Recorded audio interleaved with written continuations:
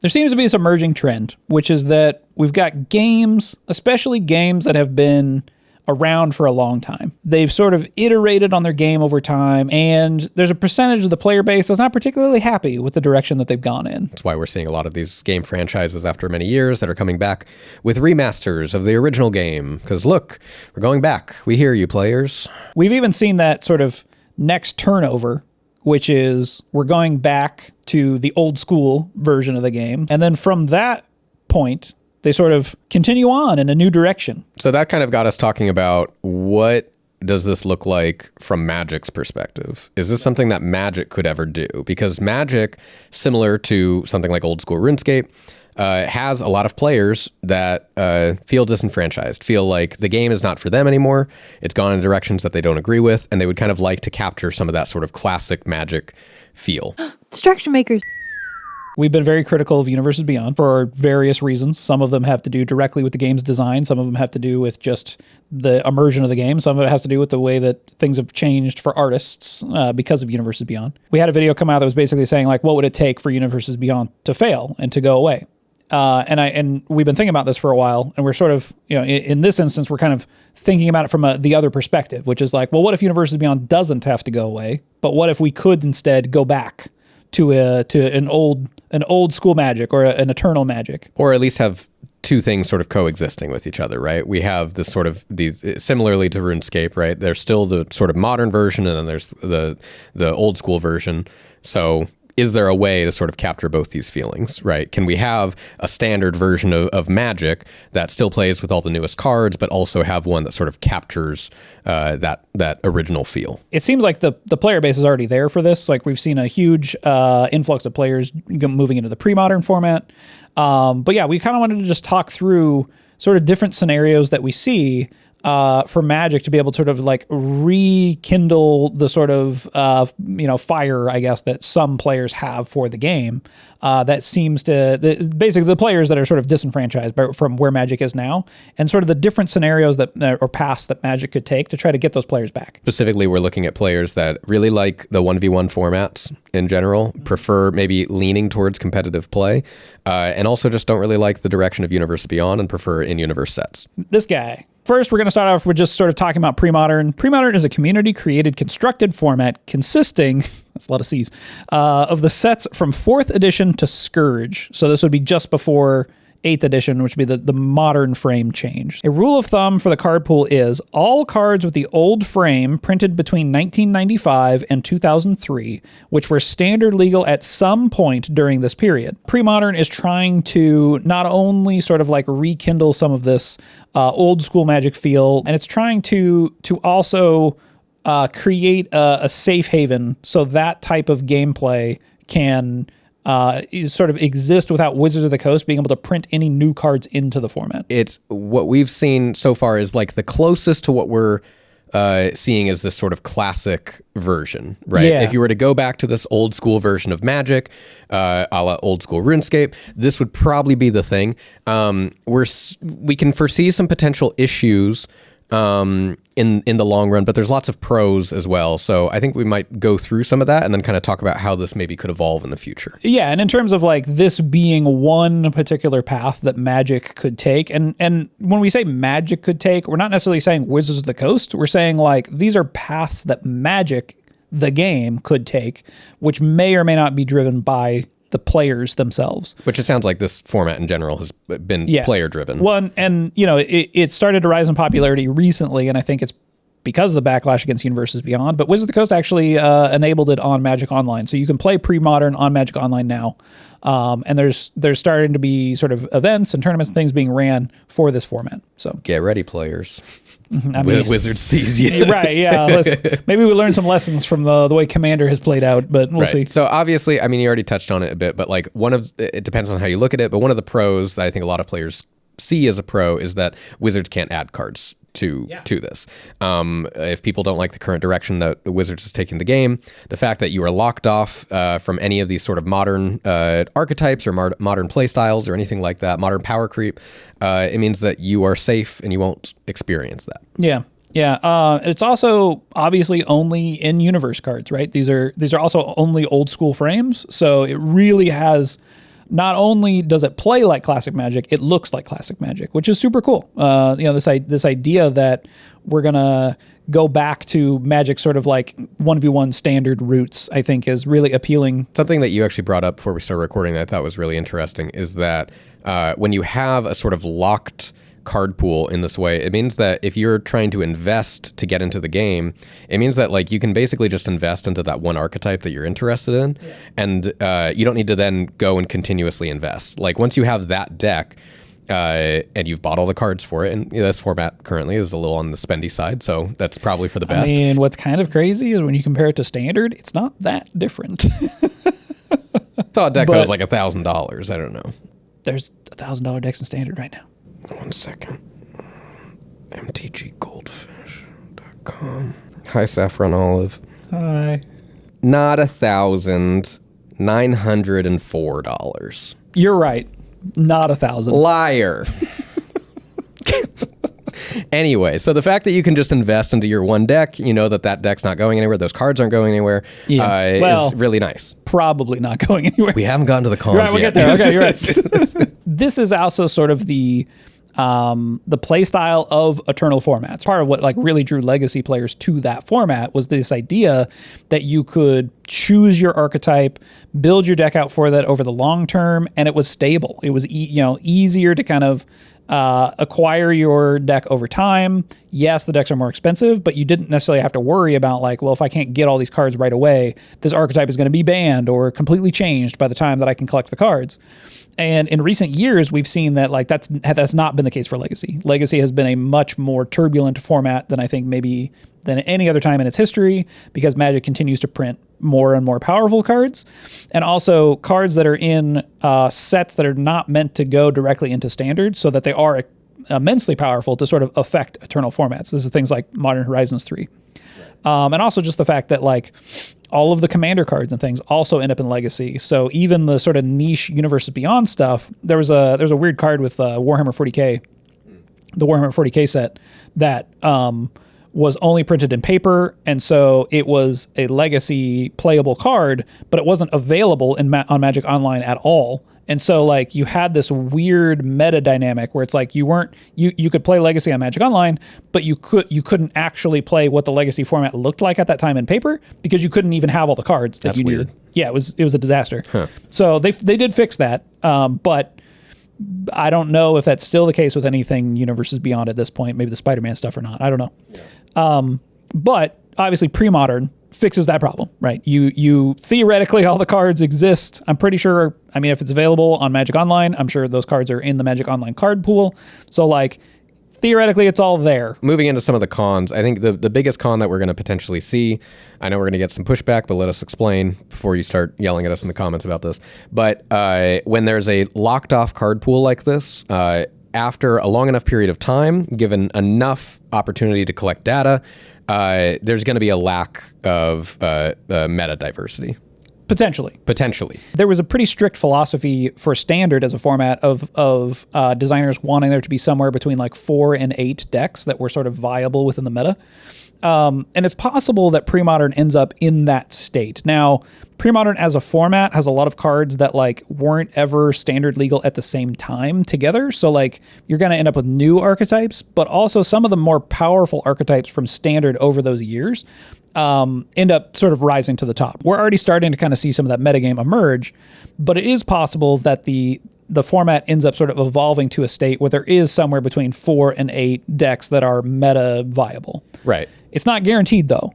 And I'd say 4 to 8 that's meta viable is good, right? Like, sure. Ideally, now there might still be there's going to be potentially a natural fluctuation within that level of meta diversity. Well, and ideally, yeah, somewhere in like maybe even the 8 to 12 deck range might be the really good healthy target goal, where those decks are sort of like, yeah, sometimes one of them's on top, but other decks can kind of cancel that out and they can turn over the meta in that way. One of the biggest challenges I think for Premodern is the tools that they have available to them if that isn't the case, because it's really just banning cards. Good example of this is that if you're somewhat aware of sort of Yu-Gi-Oh formats, which I'm only cursorily aware of the current state of formats, but the Edison format for Yu-Gi-Oh was one of a particular era, kind of when I was playing. And recently, Konami took hold of that and started having what they called sort of Time Wizard events. But because they're officially sanctioning this particular format, it's very similar to Premodern. It's sets that came out during a certain time period, and no additional cards are added. But once Konami sort of took hold of it, they started banning cards. And that definitely diversified the meta, but in ways that players naturally don't like. This is sort of that double-edged sword that we're talking about, right? Where you have these deck archetypes that are consistent and dependable, but when one of them ends up sort of inevitably becoming dominant in the format, it becomes difficult to ban these cards because you're potentially taking away an entire archetype from the player base. And if you do that, it could be like, well, now the deck that I have invested in, which could be potentially a lot of money, has now been completely removed from viability. Players maybe are going to hear this, and especially if you're very familiar with the Premodern format, because it's been around since, I guess, 2012. Yeah, so it's been around for a while. I'm sure there's going to be players that are very invested in that format. They're going to say, you guys don't know what you're talking about. The meta is actually very healthy. New decks are coming in all the time.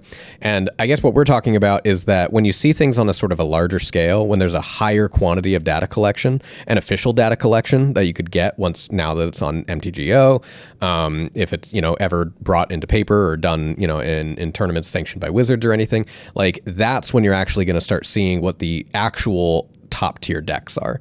And all of that information will just sort of coalesce into what the top meta is.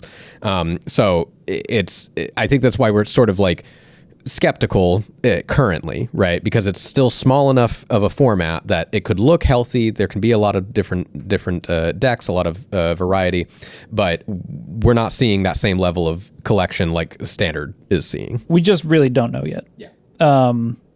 Yeah, and you're absolutely correct with the format being put under a lot more pressure, with a lot more people playing it, with a lot more data collection, a lot more events like Magic Online. Like that's a huge change for the format, and it could even be that there were dominant strategies that people even knew about that just weren't dominant enough because not enough people knew about it. But once you start having that transparency of Magic Online results, you're very rapidly going to see, okay, this is what this meta actually looks like. Yeah. So in some ways, Wizards opening that up for the player base, I think is very good because it's going to help with the data collection of how healthy this format actually is. So there's another little bit of a con with this format, and it's kind of debatable, I guess, as to whether or not this is a con, but it's that if you're trying to, it's sort of a con within the context of how we're discussing this format as it being sort of this return to classic Magic for a lot of players, is that if there are memorable archetypes from the past that just don't have enough viable support within the pre-modern format,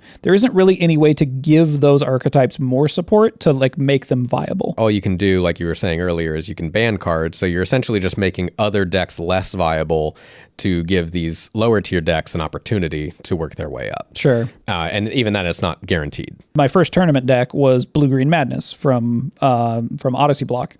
And that was immediately kind of what I was looking for in this format. I was like, well, can I play Blue-Green Madness? And it turned like, not really. Like it's not particularly viable. I could try to play it, but like odds are it's just not really gonna be strong enough in this particular format.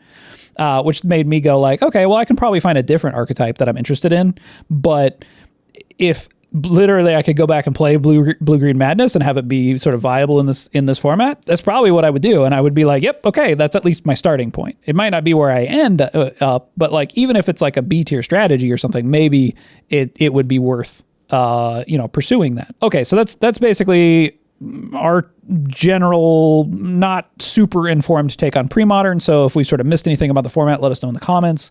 Neither one of us are actively playing the format. I'm pretty interested in the format, but I haven't done like a huge deep dive and really understanding the intricacies of the format itself. Some of the cons with pre-modern theoretically are addressable if there was to be sort of a different take on what a sort of classic or like eternal, in quotes, Magic format could look like. Similar to how some of these other games that are returning to sort of the classic versions have gone to the classic version and then started expanding from that point. Right. So again, going back to old school RuneScape, something that old school RuneScape started doing that was really interesting is that they started adding new content, but all that content that they added was from a different design stance, right? It's with a different design philosophy than they have with the retail version of it. And so I think that's what the evolution of Premodern could essentially be. It's not so much like having these specific cards, although there's a lot of nostalgia tied to that. It's more so, I think, capturing a particular feeling and design philosophy that was being captured at that time that players are probably, that's what they're gravitating towards. Well, it's definitely a reset of like the power creep that's happened, right? It's and the fact that like, this is something I talked about in the power creep video I made, but like the number of sub games that are played before one player has basically won the game has shrunk. It's very small now. It's like somewhere between 1 and 3 sub games get played in a single game of Magic to determine who's going to win the game of Magic, which basically adds to that feeling of like, if I don't have an answer, my opponent presents a threat and I don't have any way to respond to it, I probably have just lost the game. Where when we go back to something like Premodern, this sort of like era of Magic, that wasn't the case. There was a lot more back and forth between players. And I think that feeling, in order to get back to that, you do have to sort of like peel back a lot of what has happened to Magic to get there.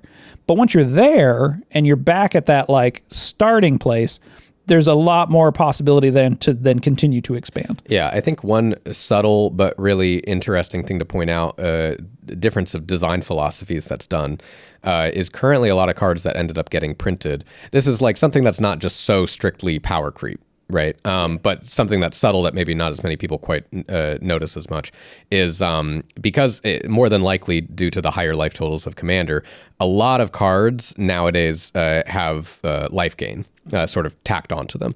So food tokens, obviously, you gain life, but there's just lots of cards. Like I've just been drafting Lorwyn, and there's like lots of random cards. It's like you gain 2 life. Incidental life gain, yeah. Yeah, and I think a lot of that has just been to kind of counteract some of that power creep from these cards in a standard format, but you wouldn't usually play those cards or see those cards in something like Commander.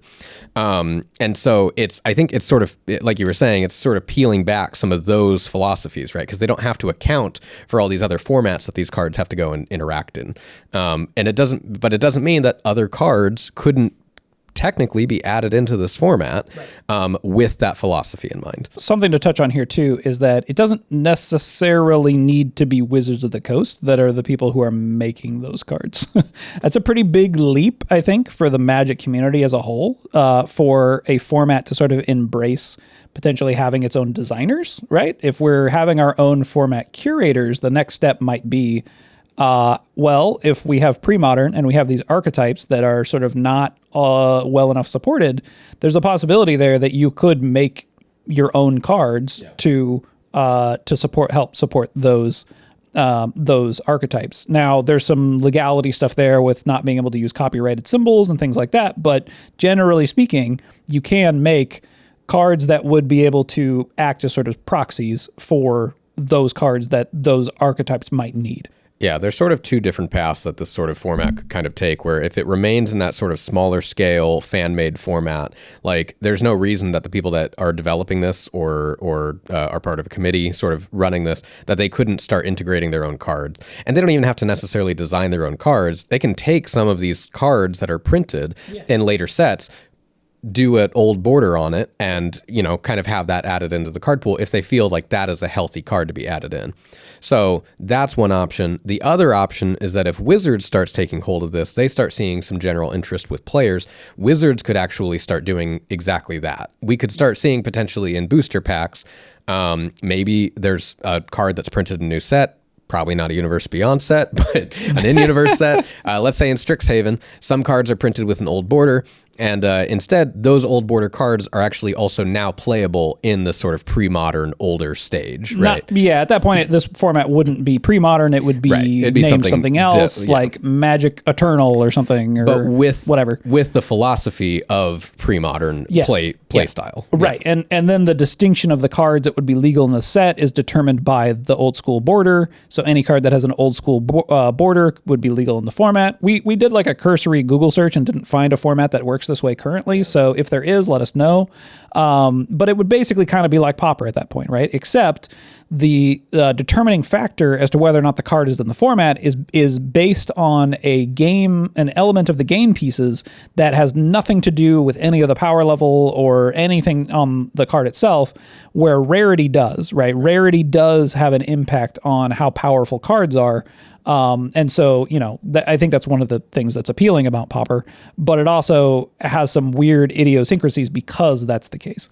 Yeah. So if you could kind of escape that sort of idea of that we're tied to specific game related mechanical things, it's like, well, if it's just the board or the card, that's a pretty clean way to sort of distinguish a format. Right. So. And I mean, a lot of people are going to be upset at even mentioning Wizards potentially going and infiltrating their format here. Well, this is not pre-modern at this point. This is a different. This is like if format. Wizards decided to take the philosophy of pre-modern or that sort of a demographic of players and try to create something to get them engaged with something that's officially sanctioned. Sure. And yeah, I think your point on rarity is that it just gives them a lot more versatility. It means that they could just coincidentally find some cards in a set and go, well, do we think that could be something interesting in this sort of pre-modern like format? Well, then let's also do an alt art with it with this old border or something like that. Well, and it also makes it draftable, right? Yeah, so there's some weirdness with Pauper, or if like a format's all commons, you could obviously make a cube or something that's all commons or whatever, but like the booster pack model of drafting would remain viable in this type of a format if it was the case that you were just messing with the border. We're not necessarily saying that like this is the path that Magic should take or that this is the path that pre-modern should take. We're just saying like this is a potential alternative path to add to what's going on here. And really the only advocacy for like bringing new cards into the format is in case some of these more C tier or F tier, like these archetypes that people have a fondness for that are currently not viable in the format. Do we think that this could actually potentially bring back disenfranchised players? Do we think this is the route to go? Obviously pre-modern is appealing to old school players. So yeah, I do think that there's an audience for this type of a thing, especially with the way that things are going with Universes Beyond and just sort of the state of Magic and it sort of being more commander focused and all this stuff. I don't want anybody to feel like we are like inherently anti like Magic changing. Like we're not. It's just that it feels like it's changing at the expense of the Magic that I used to know. And so having some place to go to that's like, okay, I can still play Magic in the way that I remember and love, right, and admire greatly, that would be ideal for me. And it seems like there's a lot of other players that also kind of feel that way. Yeah. So I do think that there's an audience for this. I do think that pre-modern is tough because the sort of past Magic that I yearn for is one that does change, right? It's that Standard was a rotating and changing format, and that was one of the things that was so great about it, was that it was constantly evolving and changing. And pre-modern, I think, might make the game feel a little bit more like a chess or like something that's like much more stagnant. Sure. And locked in place. So I think we'll see, but yeah, I think that there's definitely an audience for it. I think that what's tough to say is whether Wizards is going to really lean in on this or not. Obviously, they would take small steps. They wouldn't just dive headfirst probably into this without knowing if it's actually going to be worthwhile for them.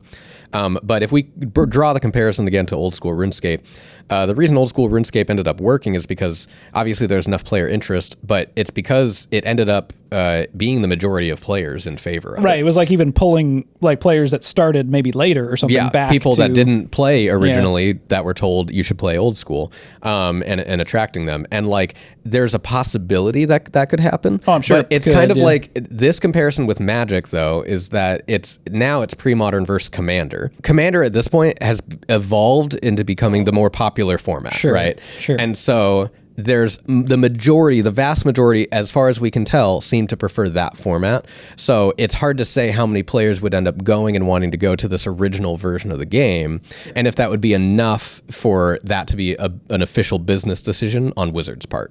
If we look at sort of the trend of this, I think what ends up happening when these games have brought back these classic versions of the games, you get this totally different perspective on what was going on at the time. And I think it helps people to be able to like, oh, like I understand now. Like I understand this perspective. I was literally just watching a YouTube video or something the other day. Younger player who was like working her way through some old school games like Zelda, like Ocarina of Time and these things. And the thing that she kept saying was like, it's so interesting how different the games were. There was such vast, like they're so vastly different that like they weren't holding, she's like, they're not holding my hand at all. There's no quest log. There's no like, and in order for me to figure out where to go and what to do, I have to sort of like use some like sort of critical thinking skills and like figure out where I'm supposed to go. And she basically said that the times when she was like looking stuff up, she kind of went like, oh, like I probably could have figured that out, but I looked it up. And so she sort of stopped looking things up to sort of like immerse herself in that old school experience. And so I think that there's I don't think Magic quite works that way. You know, I think that like there's a lot of critical thinking still that happens in Commander, but I do think that there's a pace of play that's substantially different. And just sort of it's that subgame thing again, I think, right? It's that there's a lot more iterations on like, okay, my opponent has done something, but I have a minute to like think before I have to respond to it potentially. I can give it a turn or two before I have to like, all right, I have to have found a solution now. And I think that opens up a lot of different pathways for different ways to like work your way around a problem. Where I think a lot of modern design sensibilities for Magic are, here's the threat, do you have the answer? And that's it. Yeah, I mean, regardless of whether someone has a preference for one or the other, it's like you said, it's definitely a different experience, and it's an experience that most people can't get currently, right? Most people aren't advertised that experience as the current experience for Magic, right? Instead, you have to find these sort of fan-made formats, hopefully find enough people with an interest for it in order to, try and get to experience that. So yeah, I'm curious to see if we get to this point. We were kind of joking before that maybe this is what Reality Fracture is. That Reality Fracture, maybe it's them going back to this sort of like old school version and they split off and kind of have their own version of old school Magic. I don't know, but yeah. Seems unlikely. Probably pretty unlikely, yeah. I think we won't see it for another few years. As Magic is growing, there's more and more people that are learning more about the history of Magic and are realizing that that part of Magic is now inaccessible to them. Yeah. And I think that will draw attention. Yeah. And like, sorry, Premodern players, if you don't want this, but it means Wizards might be like, let's get in on this. It's like, very let's possible. do something to sort of reinvigorate that side of things, if there's interest. But yeah, I mean, that's a good point, I think, to end on, is that, and I think that, I'm sure that the Premodern, folks have thought about this a bit, in that there's a possibility that, at some point, if this thing continues to become more and more popular, that like, what does Wizards end up doing as a result of that, and Wizards taking over the Commander format, or I think printing cards specifically for the Commander format has varying opinions on whether or not that was a good thing. If you enjoyed listening to us talk about Premodern and stuff, please feel free to give us a little like and a subscribe, maybe a comment down below. If you want to continue the conversation, you can join our Discord. The link is in the description. Thanks for watching. We'll see you next time.